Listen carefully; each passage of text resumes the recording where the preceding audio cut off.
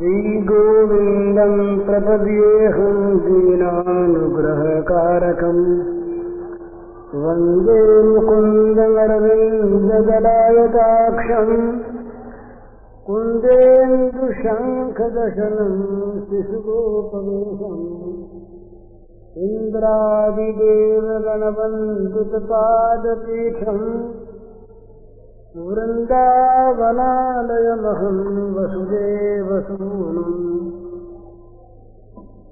नवजलधरवरणं चम्पकोद्भासिकरणं विकसितनलिनाश्रियं विस्फुरन्मन्दहास्यम् कनकरुचिदुकूलं चारुबर्हावशूलम् कमपि निखिलसारं नौमि गोपीकुमारम्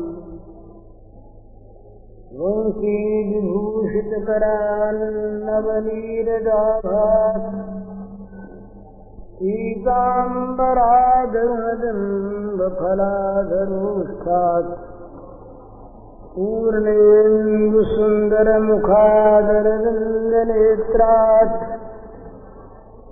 कृष्णात् परं किमपि तत्त्वमहं न जाने। श्रीहरिः। कल वहाँ गंगा तट पर जो बातचीत हुई थी उसमें ये कहा गया था अंत में, जो अपने सर्वस्व को जलाकर उसके भस्मावशेष पर नृत्य कर सके, नाच सके, वो इस प्रेम के मार्ग पर आवे। इस संबंध में यही सज्जन ने स्पष्टीकरण करने के लिए कहा है। ये एक प्रकार की आलंकारिक भाषा है। इसका अर्थ यह है कि जब तक हमारे मन में किसी दूसरी वस्तु की आकांक्षा है, वो जब तक आकांक्षा पूरी जल नहीं जाती, दूसरी वस्तुओं में जो हमारी ममता है वो जब तक जल नहीं जाती, ये सर्वस्व जला देने का अर्थ किसी वस्तु को जलाना नहीं है। वस्तुओं में, प्राणियों में, परिस्थितियों में जो हमारी आसक्ति और ममता है उनको जला देना है। और उसके साथ साथ जरा सी भयानक बात मालूम देगी, परिस्थितियों को जलाने का अर्थ समझने में जो कुछ भी हमारी यहाँ लौकिक, भौतिक, सांपत्तिक, शारीरिक और यश कीर्ति संबंधी परिस्थितियां हैं, उन परिस्थितियों की ओर से सर्वथा लापरवाह हो जाना होगा। इसी का संकेत है या दुष्यजम स्वजन आर्यपथम तहित्वा। उद्धव जी ने श्री गोपांगनाओं के संबंध में ये बतलाया कि वे दो चीज जो परम दुर्लभ होती है त्याग करने के लिए, कोई भला आदमी उनका त्याग नहीं कर सकता। या तो करता है जो अत्यंत निकृष्ट है वो, और या इस स्वजन और आर्यपथ की सीमा से बाहर जो निकल गया वो। तो गोपियां निकृष्ट तो थी नहीं, तो जितना भी स्व है, जिस स्व को हम अपना कहते हैं, वो सारा अपना, अपना जन, अपना मन, अपना धन, अपना तन, ये सब यदि बिल्कुल विपरीत परिस्थिति में आ जाए तो और प्रेम की प्राप्ति हो, भगवत प्रेम का उदय हो, तो उसमें अत्यंत आनंद की उपलब्धि होना, यही उसके भस्मावशेष पर नाचना है। जैसे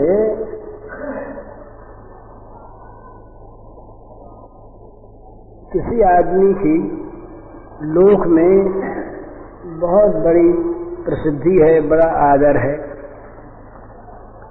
किसी आदमी के पास लोक में बहुत बड़ा अधिकार है, पद है, किसी के पास बहुत बड़ी कीर्ति है, यश है, किसी के पास बहुत बड़ी धन संपत्ति है। ये सब चीजें, जगत में हमारी क्या कीर्ति थी, जगत में हमारा कितना बड़ा ऊंचा अधिकार पद था, हम कितने सुख से, कितने आराम से जीवन बिताते थे, अब ये कुछ नहीं रहा, उसके विपरीत हो गया, ये दुख होता है। ये दुख ही ममता और आसक्ति का सूचक है। दुनिया में बहुतों की चीज जाती, हम नहीं रोते, हमको दुख नहीं होता। जिस वस्तु में, जिस परिस्थिति में, जिस प्राणी में हमारी ममता होती है, हमारी आसक्ति होती है, उसके नष्ट होने पर हमें दुख होता है। तो ये ममता और आसक्ति, ये जहां जहां पर है, वहां वहां पर अपनापन है, मेरा। तो ये मेरा सारा का सारा जहां न रहे, वहां भी अगर भगवत प्रेम मिलता हो, मिल गया हो, उसका उदय हो गया हो, तो ये न मिलना और नष्ट हो जाना अत्यंत और अत्यंत आनंद का साधन बन जाता है। नाच नहीं सकता आदमी अपने को जलाकर उसकी राख पर, वही नाचता है जो उस भस्मावशेष पर नाचने में आनंद का अनुभव करता है। तो ये चहोन सुगति सुमति संपत्ति कछु, रिद्धि सिद्धि विपुल बड़ाई।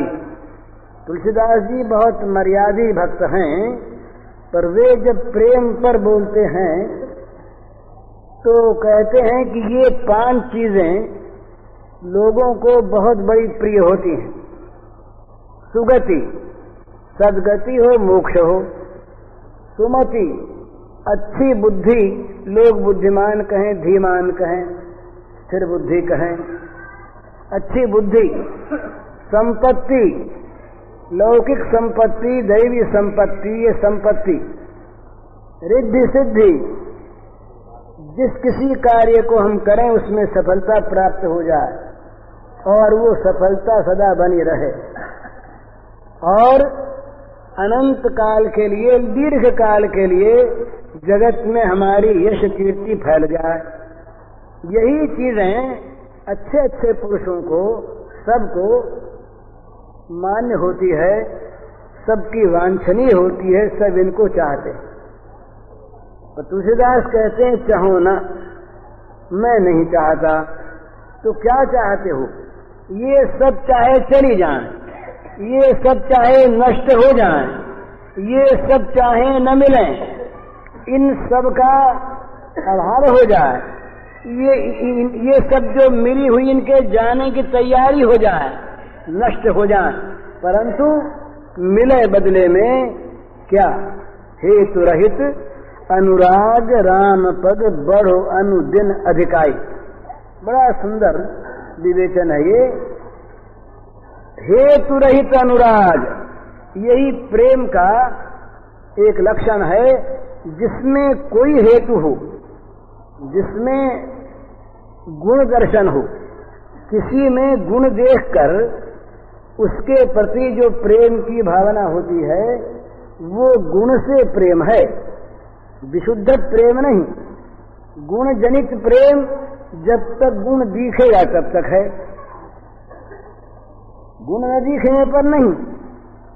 जय वो कल वो महाप्रभु का एक श्लोक कहा था वहां पर, आश्रिष्य वा पादरकांत नष्टुमाम अदर्शनान मर्महताम करोतु वा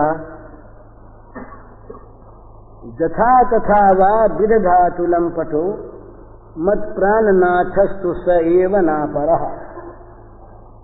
गुण दर्शन का अभाव है। चाहे वे हमारे प्रियतम हमको हृदय से लगाकर प्यार करें और चाहे ठुकरा कर हमें गिरा दें, चाहे वे मिलें और चाहे कभी न मिलकर अदर्शनाथ, कभी दर्शन न देकर हमारे हृदय को तोड़ दें, हमारे मर्म पर आघात करें और जो कुछ भी करें, उनके मन में जो कुछ आवे जैसे करें, पर हमारे तो वही हैं प्राणनाथ, दूसरा कोई नहीं। तो इस प्रकार से ये हेतु रहित अनुराग राम पद बढ़ अनुजन अधिकाई, जहां पर हम गुण देखकर प्रेम करते हैं वो गुण न रहने पर नहीं होता, गुण न दिखने पर नहीं होता। गुणों का दिखना ये राग के अधीन है। भला ये बहुत समझने की बात है। जहां राग होता है वहां दोष भी गुण दिखते हैं, और जहां द्वेष होता है वहां गुण भी दोष दिखते हैं, आंख बदल जाती है। तो गुण दर्शन चाहे जब बदल सकता है, जब प्रेमास्पद में अपने आप का समर्पण हो जाता है, देश कैसे काम करते हैं, माना बड़ा अच्छा, पर देश का स्वार्थ और हमारा स्वार्थ अगर अलग अलग हो तो देश सेवा नहीं होगी। जहां हमारा स्वार्थ देश के स्वार्थ से अड़ेगा और अगर हमारा स्वार्थ विजयी हो गया तो हम देश को डुबो देंगे। स्वाभाविक बात है। देशात्म बोध ही देश प्रेम है।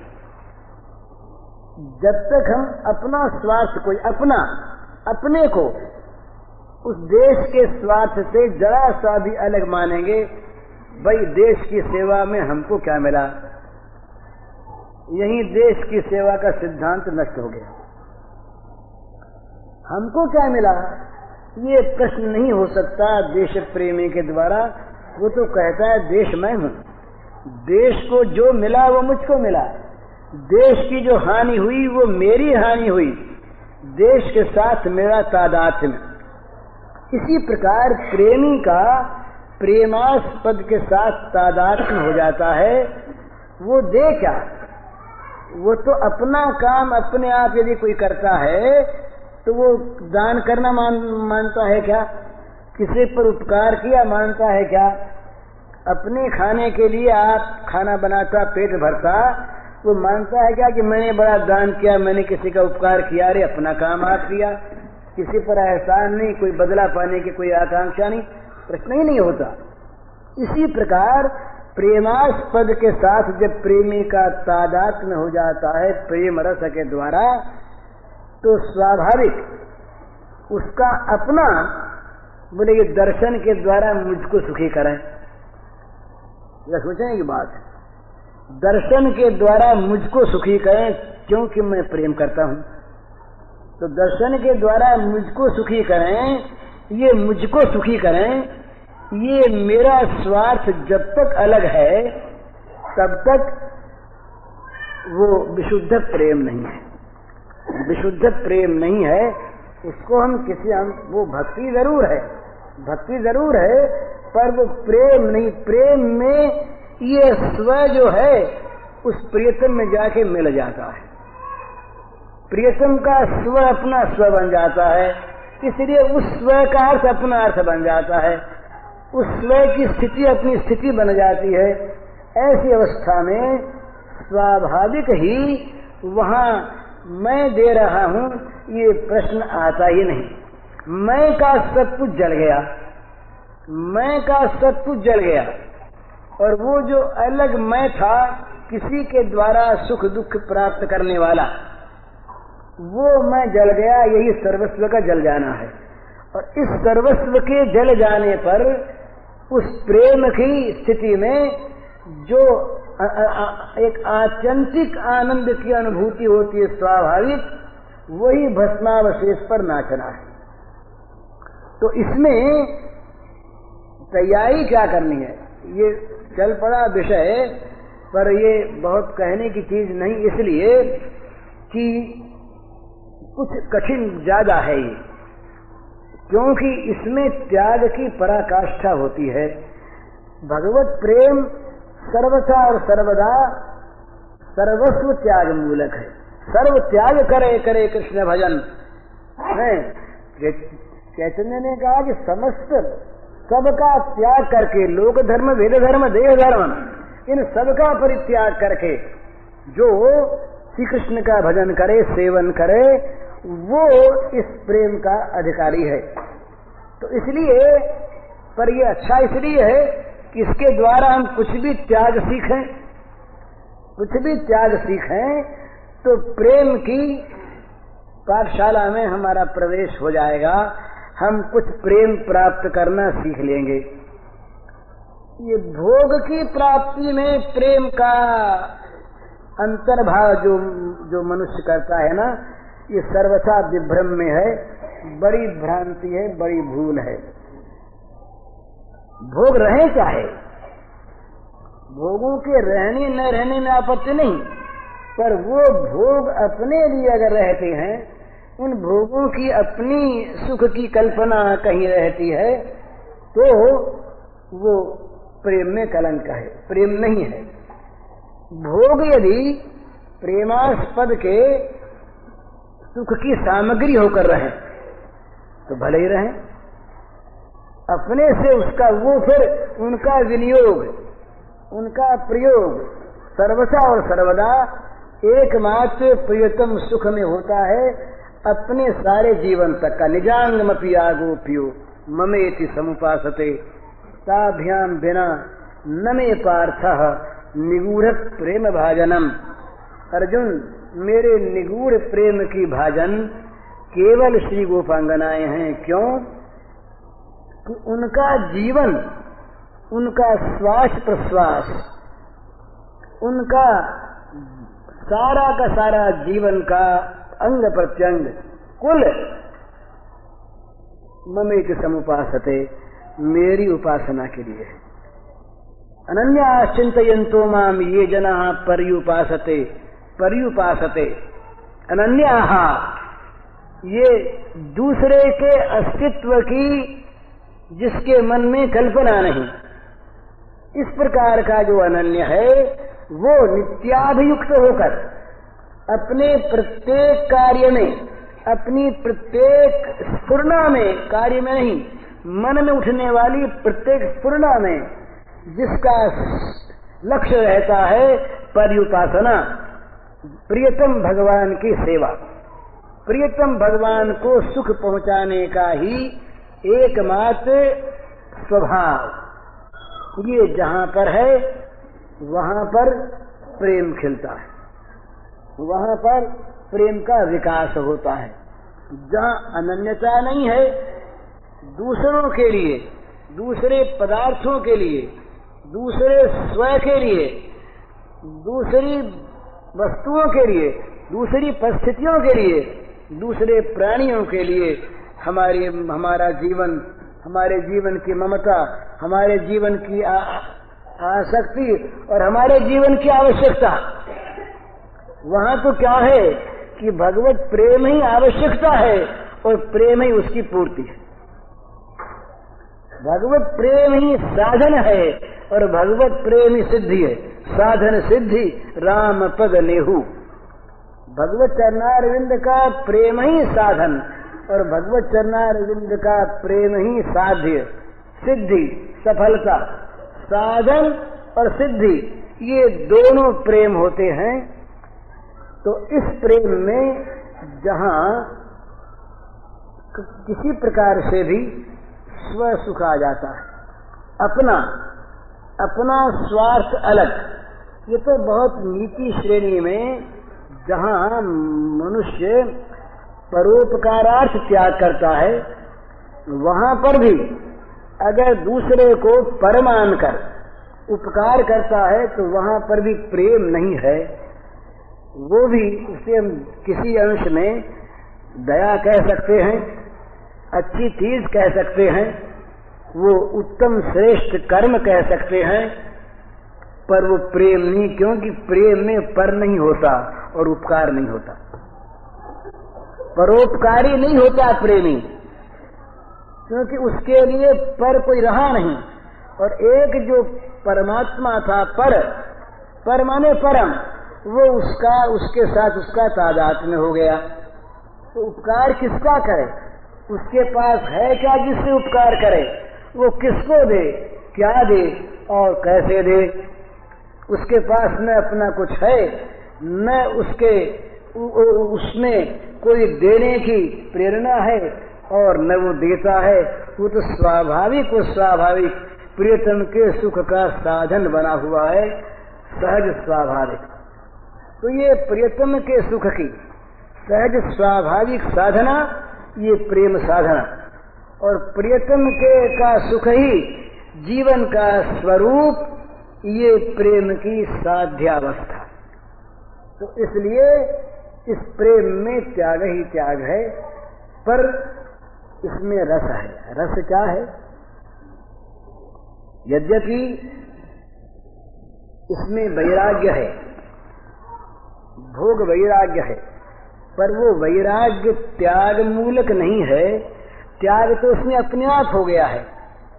ये राग मूलक वैराग्य है। भगवान, ये विचित्र शब्द मालूम होगा आपको, राग मूलक वैराग्य माने राग का न रहना राग के लिए। विचित्र बात है ना, राग मूलक वैराग्य बहुत सुंदर संकेत है भागवत के महात्म्य में। वैराग्य राग रसिको भव भक्त निष्ठा, ये भागवत के महात्म्य में बड़ा सुंदर संकेत है। वैराग्य रूपी राग के रसिक बनो। वैराग्य में एक राग है, एक रस है, उस रस के रसिक में। वहां रसिकता भला, वैराग्य में रसिकता का तो बड़ा विरोध नहीं समझ में आता ना। जहां पर वहां कहते हैं कि भाई वैराग्य के साथ रसिकता का क्या संबंध, और ये साफ शब्द है, वैराग्य राग रसिको भव, आज्ञा देते हैं वैराग्य राग के रसिक हो जाओ। तो ये कहाँ होता है? जहां भगवत प्रीति मूलक वैराग्य होता है, राग मूलक वैराग्य होता है। भगवान का राग जहां सारे रागों को खा जाता है। भगवान की प्रीति, भगवान की आसक्ति जहां सारी प्रीतियों को, सारी आसक्तियों को आत्मसात कर लेती हैं, अपने अंदर मिला लेती हैं, उनका अस्तित्व नष्ट कर देती हैं, वहां एक विशेष रस की प्राप्ति होती है। वो रस राग में है ही। यहाँ वैराग्य तो हो गया स्वाभाविक, जगत के पदार्थों का जो त्याग हुआ, पदार्थों की ममता आसक्ति का त्याग हुआ, ये उनमें दोष दुख देखकर नहीं, वो तरीका दूसरा। असत्य विष्णु पुत्रदाय गृहा जशु जन्म जरा व्याधि दुख दोषानुग्रसन, वो भी एक तरीका है जिसमें भोगों से विराग होता है। पर यहाँ भोगों में विराग इस दुख मूलकता को लेकर, दुख दोष देखकर, भोगों के अस्तित्व का, सत्ता का लोप करके नहीं हुआ, पर वो भगवत चरणारविंद का जो राग है, उसमें जो प्रेम है, उस प्रेम के सामने इन सब का परित्याग अपने आप हो गया। ये सब रहे नहीं, सूरज उदय होने पर अंधकार में दीपक के प्रकाश की कोई भी आवश्यकता नहीं, जो थी वो कुछ रहती ही नहीं। रात को जो दीपक बहुत बड़ा काम करता है, प्रकाश देता है, सूर्योदय होने पर वो चाहे दिन भर जलता रहे, कहीं प्रकाश भी है ये भी ध्यान में नहीं आता। कई बार दिन में बत्ती रह जाती जलती हुई, देखने पर मालूम होता कि भाई बत्ती रह गई, बल्ब जल रहा है, जरा बुझा दो, स्विच उसको नीचा कर दो। लेकिन यदि न दिखे तो बत्ती जल रही, कोई बात नहीं। इसी प्रकार भोगों में वैराग्य यहाँ पर दुख दोष देखकर अथवा उसकी सत्ता का विरोध करके विचार विवेक के द्वारा नहीं करना पड़ता। ये एक विचित्र मार्ग है जहाँ पर भगवान का राग, भगवान में प्रीति, भगवान में आसक्ति, ये आसक्ति सारे पदार्थों की सत्ता को नष्ट कर देती है। उनकी आसक्ति की बात तो अलग रही, किसी तरफ मन जाता ही नहीं, किसी तरफ मन जाता ही नहीं। किसी चीज में उनकी महत्ता बुद्धि तो अलग रही, सत्ता बुद्धि है। सबसे सबको विस्मृत करके, सबका लोप करके, सबको जलाकर वो उस प्रेम राज्य का आनंद प्राप्त करता है। तो वहाँ एक रस है। इसलिए इस मार्ग में एक जहाँ बहुत कठिन है, वहाँ बहुत ये सुंदर भी है। भगवान के सौंदर्य माधुर्य, दिव्य भगवान के दिव्य सौंदर्य माधुर्य का निरंतर चिंतन करके उसके प्रति राग करना। तो वो जो राग है वो रसीला राग है, और वो राग परिपक्व होने पर ये भोग राग को खा जाएगा। तो भगवान के दिव्य सौंदर्य माधुर्य में, उनकी दिव्य लीलाओं में ये कहा कि भाई ये भगवान ने लीला क्यों की, अवतार क्यों लिया। तो कहते हैं कि ये परमहंस अमलात्मा मुनियों के मनों में भक्ति प्रेम का उदय करने के लिए, परमहंस अमलात्मा मुनियों के, जिनके मलों का नाश हो गया, इस प्रकार के अमलात्मा जो महामुनि हैं परमहंस, उन मुनियों के मनों में भगवत प्रेम का उदय करने के लिए भगवान की ये दिव्य मधुर सुंदर लीलाएं हुई। तो इन लीलाओं का, इन लीला स्वरूप के सौंदर्य माधुर्य का जो राग है, ये इसकी प्रथम साधना है। इसी को इस उज्ज्वल रस की भाषा में और कवियों की भाषा में, कभी उसको नीचे दर्जे में ले गए, पूर्व राग कहते हैं। पूर्व राग कहते हैं। ये भगवान के सौंदर्य माधुर्य पर, भगवान की ये लीला रमणीयता पर, भगवान के लीला लालित्य पर चित्त का आसक्त हो जाना, चित्त का राग संयुक्त हो जाना, ये इसका साधन है। इस साधन से विराग करना नहीं पड़ता भोगों से, भोगों की सत्ता मिटने लगती है। क्योंकि वो इस प्रकार का वो तो पहले ये कल्पना होती है भला, परंतु एक बड़ा सुंदर सत्य है कि भगवान की कल्पना और जगत की कल्पना, इन दोनों में तात्विक भेद है। हम कहते हैं कि यहाँ भगवान है, तो ये हमारी कल्पना है, पर कल्पना चाहे हो, भगवान यहाँ है ही। तो ये कल्पना सत्य में सत्य के दर्शन का साधन है ही। पर यहाँ पे कि यहाँ घोड़ा है, यहाँ हाथी है, या हमारा अमुक प्रेमी है, तो हम चाहे कहते रहें, हम चाहे उसको ध्यान से भली देखते रहें, हमारी ध्येयाकार वृत्ति चाहे उसे यहाँ पर मान ले, देख ले, पर वो है नहीं। पर भगवान हमारी वृत्ति न भी देखे तब भी यहाँ पर है। और यदि है तो भगवान में एक चीज और है, भगवान जो है ये केवल है नहीं, ये सर्व भवन समर्थ है। भगवान जो है ये सर्व भवन समर्थ है। सर्वभम समर्थ का अर्थ यह है कि वो सब कुछ बनने में शक्तिमान है,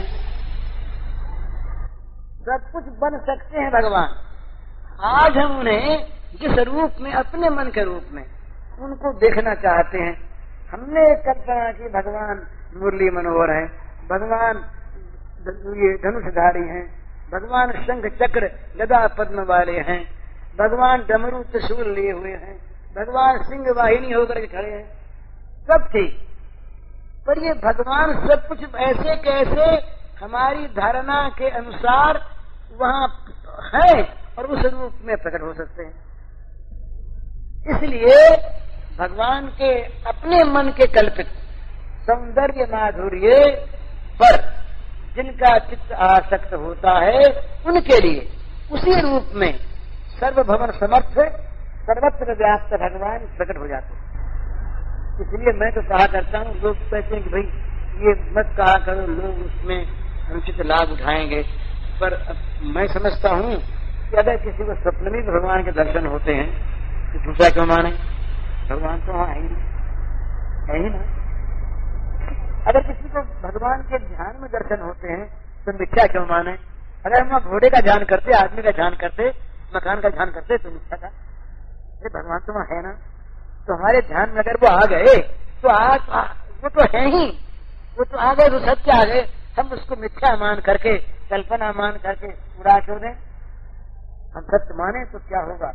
हमारा वो सत्य का प्रकाश करेगा। तो सत्य वहाँ है, सत्य वहाँ है।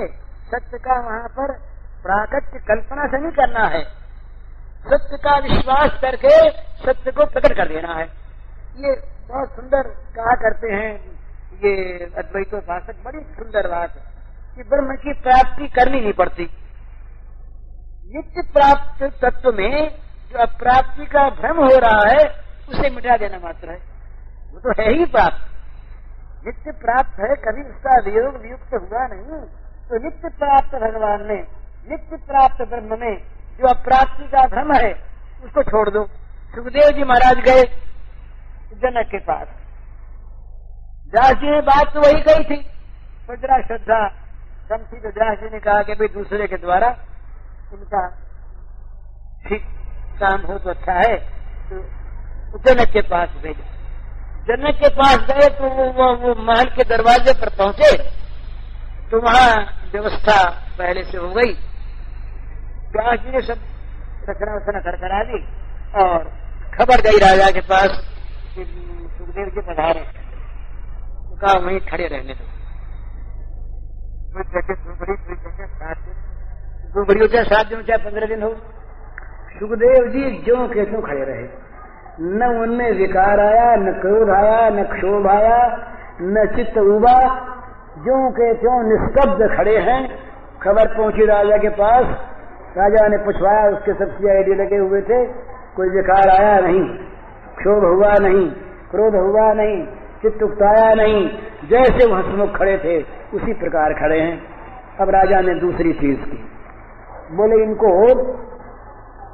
ये उसका नाम हम रख देते हैं विनोद भवन, विनोद भवन में भेज दो। अब विनोद भवन में भोग भवन कर दे, क्या उसका नाम, वहां भेजा।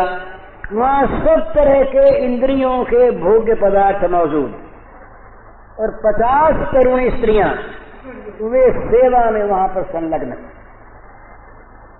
वहां गए तो वहां भी जैसे वहां थे वैसे वहां, न उनको वहां कोई वो विषाद हुआ, प्रतिकूलता में विकार हुआ, न अनुकूलता का हर्ष हुआ। तब जनक महाराज ने सोचा कि अब ये मालूम हो गया अधिकारी, तब उनको बुलाया पास। बुला करके जनक ने पूछा महाराज क्यों पधारे? तो कहा बोध प्राप्त करने ब्रह्म का। तो बोले आपको तो बोध ही है, हम देख चुके बोध का लक्षण। आप जो मान रहे हैं कि मुझको बोध नहीं, ब्रह्म की प्राप्ति नहीं, इस मान्यता को छोड़ दीजिए, प्राप्त ही है। तो जैसे नित्य प्राप्त आत्म स्वरूप में अप्राप्ति का भ्रम अज्ञानावस्था को सिद्ध करता है, इसी प्रकार भगवान यहाँ पर है भगवान यहाँ पर। वो भगवान हमारे अविश्वास के कारण से प्रकट नहीं होते। कह बज गए हैं? इसमें लिखा है 7:45 तक करेंगे तो क्या बात है? 7:45 तक करना है क्या? आ गए तो बस समाप्त। हरिओम तत्सत। हाँ भाई, ये शेर जी ने कहलवाया कि सब भाई एक साथ उठकर न जाएं, अभी रामायण होगी बड़ी सुंदर, तो उसमें तो साझा नहीं हुआ अभी। अच्छा तो 5 मिनट और सही। अच्छा अरे अल्लाह मत करो, 5 मिनट और सही ठहरिए। अच्छा ठहरिए 5 मिनट। अरे चुप, 5 मिनट की बात और। हाँ 5 मिनट की बात और 5 मिनट एक काम कर रहे हैं, ये इसको पूरा कर दें। ये मैं कह रहा था कि इस प्रेम साधना में वैराग्य होता है, पर वैराग्य वस्तुओं में दुख दोष दर्शन के द्वारा नहीं होता, उनकी सत्ता का ज्ञान के द्वारा, विवेक के द्वारा विलय करके नहीं होता। वो एक पद्धति है, वो साधना है, बिल्कुल ठीक है।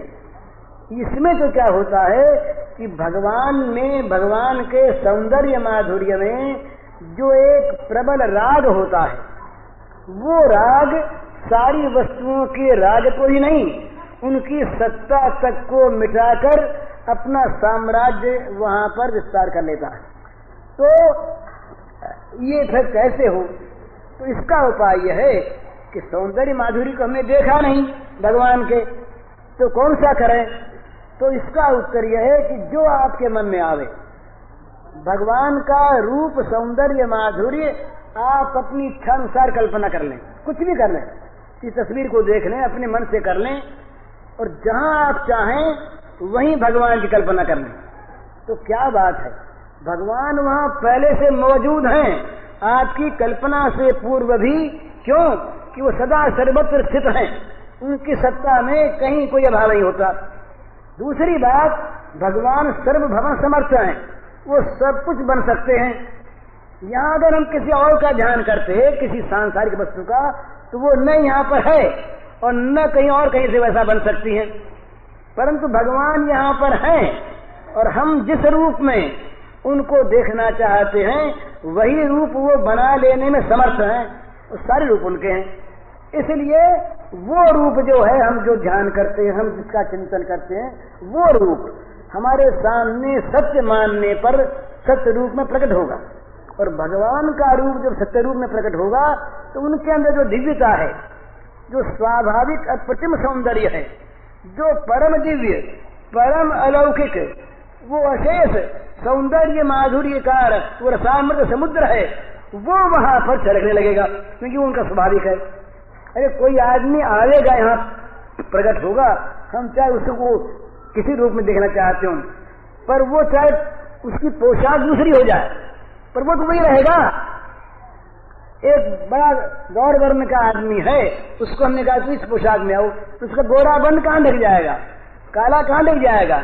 भगवान जब प्रकट होंगे तो अपने जो अप्रतिम, उनका जो स्वाभाविक दिव्य रूप सौंदर्य है, उसकी छटा उसमें आ जाएगी। तो हम तो निहाल हो गए।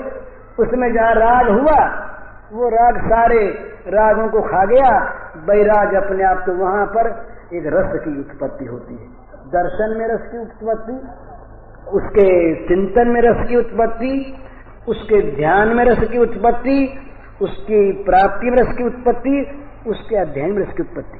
अध्ययन में ही कैसा सुंदर मनोहर है, बंसी भूषित करा नवनीर नाभा गाभा, ऐसा बढ़िया, ऐसा ऐसा मोर में मुख लगाए। उस दिन अपने ध्यान के बाद हुई थी ना, तो मुझे तो बड़ा अच्छा लगा, मैं बोल रहा था पर मुझे बड़ा अच्छा लग रहा था, औरों को भी लगा होगा, न लगा हो तो उनके बाद।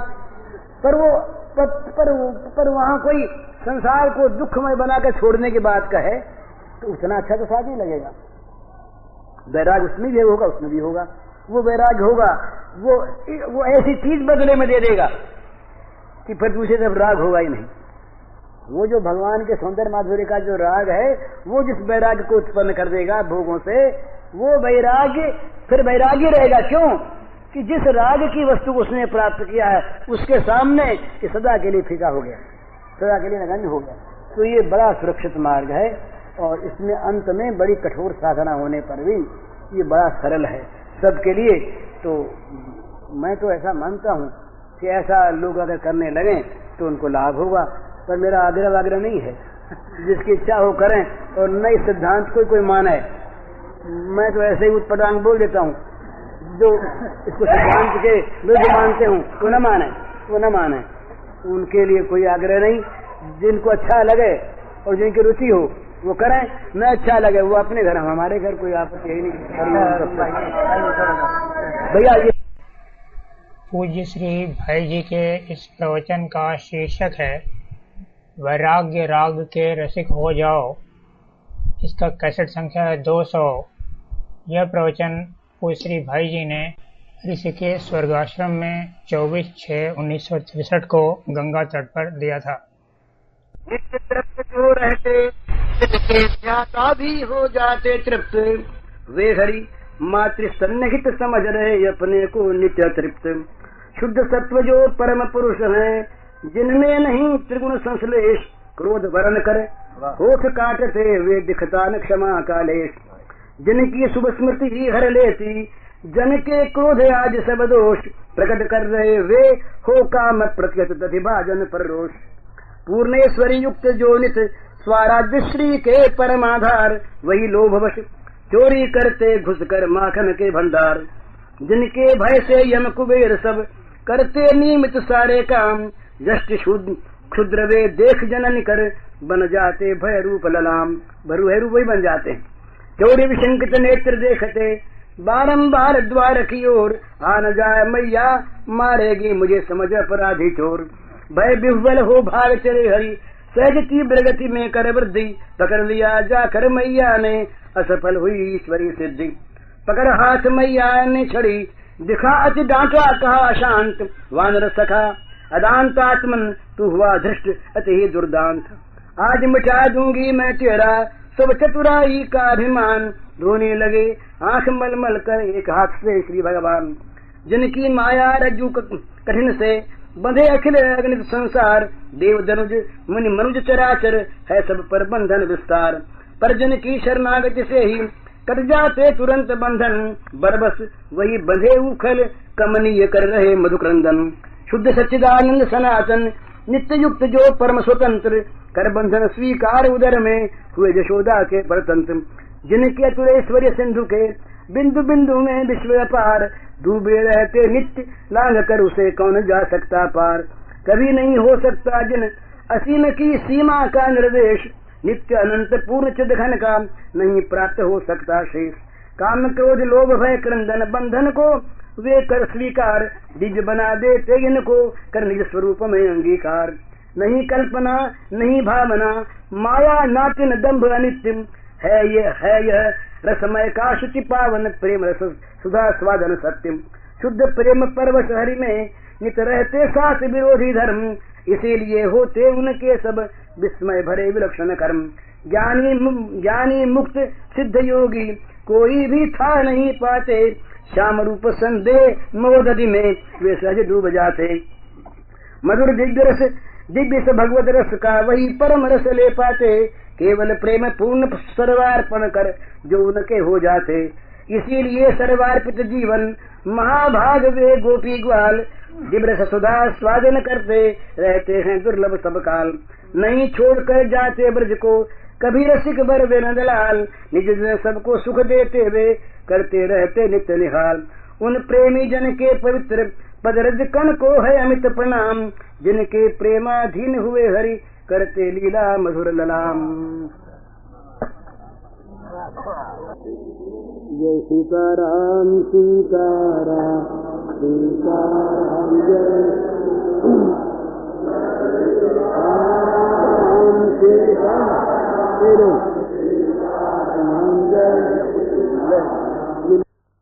जय सीताराम सीताराम सीताराम जय